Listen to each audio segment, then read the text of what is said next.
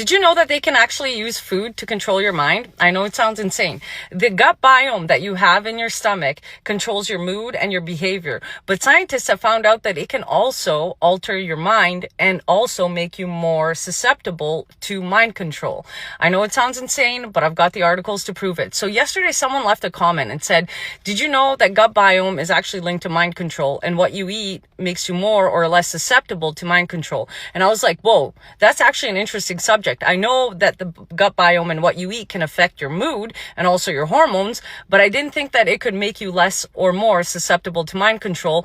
But I went down the rabbit hole, and lo and behold, it's actually true. And the first article that came up was from the World Economic Forum, where they're talking about literally using gut biomes as a form of mind control. Let me just show you. Now, this is from the World Economic Forum, and it says how the bacteria in your stomach are connected to your mood, and it was written in 2015, but let me show you what's actually written in the article. So this kind of goes into how bacteria in your food can probably affect some of the bodily functions and also moods.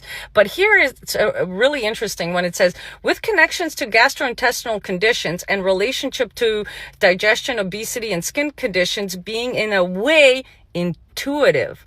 All those bacteria are right there, so it's perhaps not that surprising that they affect bodily functions in their same region.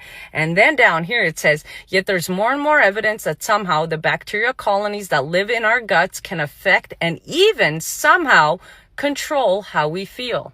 Then this article says, can gut bacteria manipulate the human brain? Research gains momentum in the US. Your stomach bacteria is changing the way you think.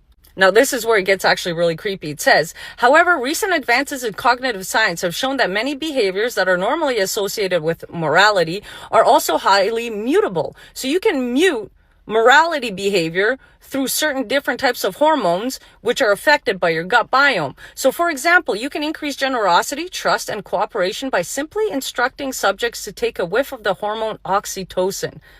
Interesting. Or even Prozac, a medication that regulates the neurotransmitter serotonin, is commonly prescribed for depression, but it also decreases aggression. It's almost like they would want that, right? Because the more they want to control us, the less aggressive we want to be.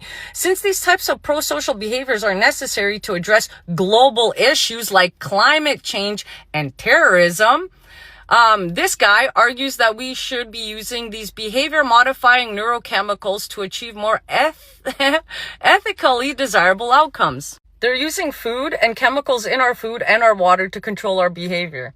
Interesting.